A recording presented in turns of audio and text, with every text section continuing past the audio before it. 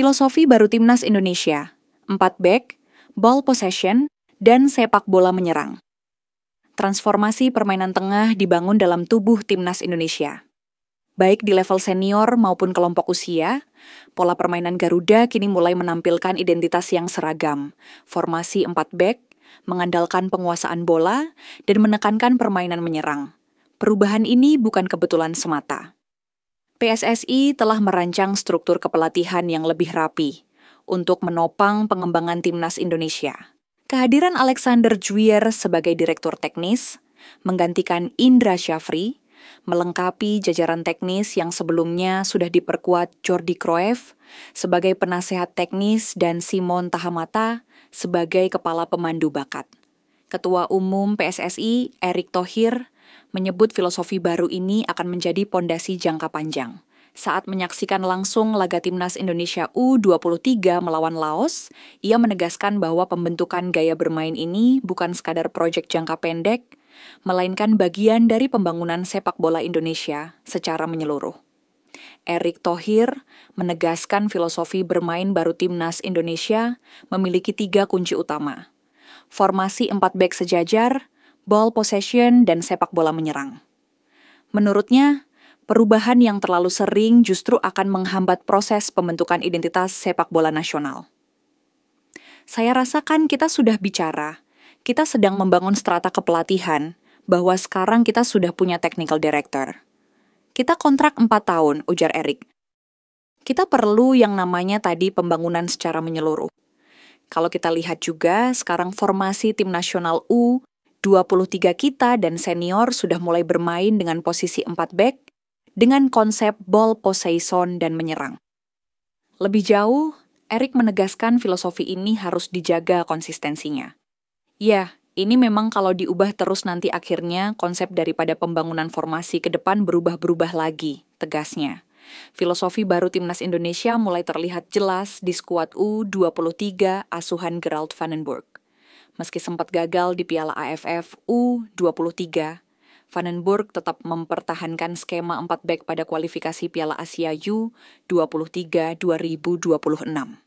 Selain itu, gaya bermain berbasis ball possession dan menyerang juga mulai diterapkan. Bahkan, saat menghadapi lawan tangguh seperti Thailand dan Vietnam, Timnas Indonesia U23 tetap berusaha memainkan sepak bola proaktif dengan penguasaan bola yang dominan. Transformasi tidak berhenti di level U23. Timnas Indonesia senior juga mulai menunjukkan wajah baru di bawah asuhan Patrick Kluivert. Pada uji coba melawan Chinese Taipei 5 September, untuk pertama kalinya Indonesia bermain dengan 4 back di era Kluivert. Hal ini menjadi kontras karena dalam 4 laga sebelumnya, Kluivert masih memakai formasi 3 back yang diwariskan Shin Tae-yong.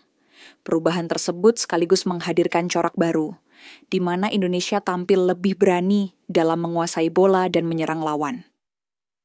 Saya mau bermain seperti ini selama ini, tetapi Anda tahu pada pola sebelumnya sulit untuk mengubah sistemnya secara langsung, karena para pemain datang dari berbagai negara, kata Kluivert. Kami biasanya cuma memiliki 1-2 hari untuk beradaptasi, jadi sulit menerapkan sistem ini. Pelatih asal Belanda itu menegaskan perubahan ini adalah fondasi untuk masa depan. Yang jelas, sistem lama juga jangan dilupakan.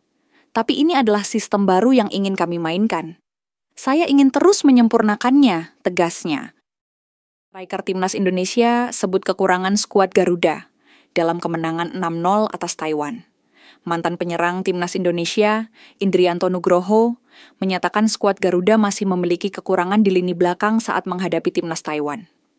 Timnas Indonesia baru saja meraih kemenangan besar dari Timnas Taiwan pada laga uji coba FIFA Matchday, September 2025. Pada pertandingan yang digelar di Stadion Gelora Bung Tomo, Surabaya, Jumat, 5 September 2025. Skuad Garuda berpesta setengah lusin gol alias 6-0 ke gawang Taiwan. Pada pertandingan tersebut, tim asuhan Patrick Kluivert mampu tampil sangat dominan dan sangat cair dari lini belakang ke depan. Bisa dibilang, ini menjadi penampilan terbaik skuad Garuda di bawah arahan Patrick Kluivert. Terlepas dari level dan kualitas Taiwan, para pemain Timnas Indonesia terlihat tampil dalam performa terbaiknya di laga tersebut. Eliano Reinders dan Nathan Choi Aon menjadi dua pemain paling menonjol ketika menghadap Taiwan. Hal itu juga diungkapkan oleh mantan penyerang timnas Indonesia, Indrianto Nugroho. Dia mengatakan permainan Indonesia terlihat sangat bagus dan terkoordinasi dengan baik mulai dari kiper hingga lini depan. Timnas semalam main bagus terlepas kualitas dan peringkat lawannya masih di bawah kita. Tapi, di pertandingan itu kita juga bisa lihat kualitas sepak bola Indonesia sudah bagus dari kiper hingga ke depan, sudah ada kekompakan, kata Indrianto, ketika dihubungi Kompas.com, Sabtu, 6 September 2025. Eliano dan Nathan juga tampil oke. Eliano jadi motor serangan dan Nathan jadi pembeda di lini tengah. Dia lebih punya power, tenaganya besar, dan bola cepat direbut lagi ketika bertahan, lanjutnya. Menurut Indrianto, satu hal yang masih menjadi kelemahan Indonesia di laga kontra Taiwan terletak di sektor pertahanan. Beberapa kali Rizky Ridho dan kawan-kawan hilang fokus dalam bertahan, terutama di babak kedua, yang membuka ruang bagi Taiwan untuk menekan. Hal itu dikatakan oleh pria 48 tahun itu, agar jangan sampai terulang kontra Lebanon ataupun di ronde keempat. Kualifikasi Piala Dunia 2026 pada Oktober mendatang. Pasalnya, kesalahan sekecil apapun bisa berakibat fatal dalam pertandingan dengan tensi tinggi. Untuk lawan Lebanon perlu diperbaiki lagi fokusnya. Kemarin kan lini belakang sempat longgar di menit-menit akhir. Mungkin karena yang diturunkan bukan lapis pertama juga, ucap Indrianto. Semoga ketika melawan Lebanon sudah mulai terlihat kerangka starting 11 yang tampil di Oktober besok, jelasnya. Selanjutnya, timnas Indonesia akan bersua Lebanon di Stadion Gelora Bung Tomo, Surabaya, pada Senin 8 September 2025. Kata Miliano Jonathans usai debu di laga timnas Indonesia versus Taiwan. Pemain FC Utrecht, Miliano Jonathans, menjalani debu di laga timnas Indonesia versus Taiwan pada FIFA Matchday 2025, Jumat 5 September 2025. Debu Miliano Jonathans dalam duel timnas Indonesia versus Taiwan tersaji di Stadion Utama Gelora Bung Tomo, Surabaya. Miliano Jonathans resmi menjadi warga negara Indonesia, WNI, pada Rabu, 3 September 2025. 2 hari berselang, ia langsung mendapat kesempatan tampil dalam laga timnas Indonesia versus Taiwan. Pemain FC Utrecht ini masuk dari bangku cadangan, menggantikan Beckham Putra pada menit ke-70. Saya merasa sangat senang bisa debut untuk Indonesia, kata Miliano dikutip dari Antara News, Sabtu, 6 September 2025.